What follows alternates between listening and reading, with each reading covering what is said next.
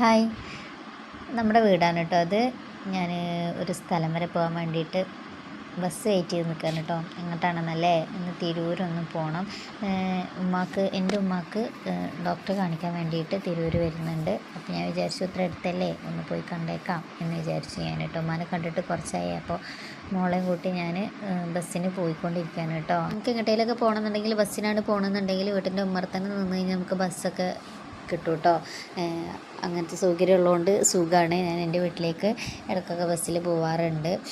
പിന്നെ മോൾക്കിത് first experience ഒന്നുമല്ല, അതുകൊണ്ട് തന്നെ ഞാൻ എൻ്റെ വീട്ടിലേക്ക് ബസ്സിൽ ഇടയ്ക്ക് പോവാറുള്ളതുകൊണ്ട് അവൾക്കറിയാം ഇത്.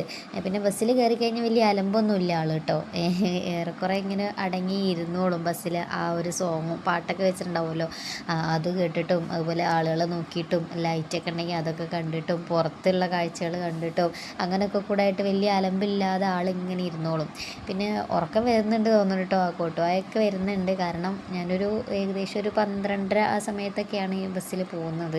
അവൾക്ക് ഫുഡൊക്കെ കൊടുത്തിട്ട് ആണ് കേട്ടോ ഞാൻ പോകുന്നത്. കാരണം ഇനി തിരിച്ചെത്തുമ്പോഴത്തേക്ക് ലേറ്റ് ആയാലോ എന്ന് വിചാരിച്ചിട്ട് ഫുഡൊക്കെ കൊടുത്തിട്ടാണ് പോകുന്നത്. അതുകൊണ്ട് ഉറക്കം വരുന്നുണ്ട് തോന്നുന്നുണ്ട് കേട്ടോ.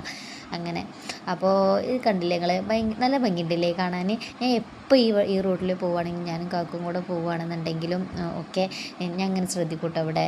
കാരണം നമ്മൾ വൈകുന്നേരങ്ങളിലൊക്കെ ഇങ്ങനെ നമ്മുടെ മൈൻഡൊക്കെ ഒന്ന് ഫ്രീ ആവാനൊക്കെ വന്നിരിക്കാൻ പറ്റുന്ന നല്ലൊരു ഏരിയ ആണ് കേട്ടോ അത്, അല്ലേ? അറിയുണ്ടാവും തിരൂർ ഉള്ളവർക്കൊക്കെ കേട്ടോ.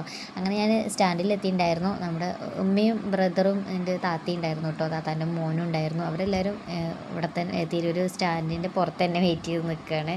അങ്ങനെ അവർ ഹോസ്പിറ്റലിൽ നിന്നെല്ലാം കഴിഞ്ഞിട്ട് ഇറങ്ങിയിട്ടുണ്ടായിരുന്നു കേട്ടോ. അങ്ങനെ ഉമ്മയാണത്. ഉമ്മയുണ്ട്, താത്തയുണ്ട്, പിന്നെ ഇത് എൻ്റെ ആങ്ങളെയാണ് കേട്ടോ. അങ്ങനെ പിന്നെ കണ്ടു മോള് പിന്നെ അവൻ്റെ അടുത്തേക്ക് വേഗം പോയിട്ടുണ്ടായിരുന്നു. പിന്നെ ഉമ്മാനെ കണ്ടു, താത്താനെ കണ്ടു, കുറച്ച് നേരമൊക്കെ വർത്താനം പറഞ്ഞു. അങ്ങനെ ഞങ്ങൾക്ക് 1-2 സാധനങ്ങൾ വാങ്ങിക്കാണ്ടായിരുന്നു, അതൊക്കെ വാങ്ങിച്ച് ഞങ്ങളിങ്ങനെ കുറേ നേരം കഴിഞ്ഞിട്ടാണ് പിന്നെ ഞാൻ തിരിച്ചു പോകുന്നത് കേട്ടോ. താത്താടെ മോനാണ് കേട്ടോ അത്. അങ്ങനെ പിന്നെ അവർ നേരെ വീട്ടിലേക്ക് പോയിട്ടുണ്ടായിരുന്നു. ഞാനിങ്ങനെ നേരെ ബസ്സും കയറി കേട്ടോ. അപ്പോഴത്തേക്കും മോള് നല്ല ഉറക്കമായിട്ട് അവൾ എൻ്റെ മടിയിൽ കിടന്ന് അങ്ങനെ കുറച്ച് കഴിഞ്ഞപ്പോൾ പിന്നെ ഞാൻ എൻ്റെ മടിയിൽ ഇരുത്തിയിട്ടുണ്ടായിരുന്നു കേട്ടോ. അങ്ങനെ പിന്നെ ഇവിടെ നിന്നൊരു സംഭവം ഉണ്ടായിട്ടോ. സ്റ്റാൻഡിൽ നിന്ന് എന്നെ ഒരു ബസ് ഇടിക്കാൻ വന്നു. ബ്രേക്ക് ഇല്ലാണ്ട് വരുമായിരുന്നു ആ ബസ് കേട്ടോ. എങ്ങനെയൊക്കെയോ തലനാരിഴക്ക് ഞാൻ അതിൻ്റെ മുന്നിൽ നിന്ന് എങ്ങനെയൊക്കെയോ രക്ഷപ്പെട്ടു. അപ്പോൾ ഭാഗ്യം കൊണ്ട് ആയുസ് ഉണ്ടെന്ന് തോന്നുന്നു അല്ലേ, അതുകൊണ്ടായിരിക്കും. അപ്പോൾ ഇന്നത്തെ വീഡിയോ ഇത്രയൊക്കെ ഉള്ളൂ. അപ്പോൾ ഓക്കെ, ബായ്. അടുത്ത വീഡിയോ ആയിട്ട് കാണാം. ഓക്കെ.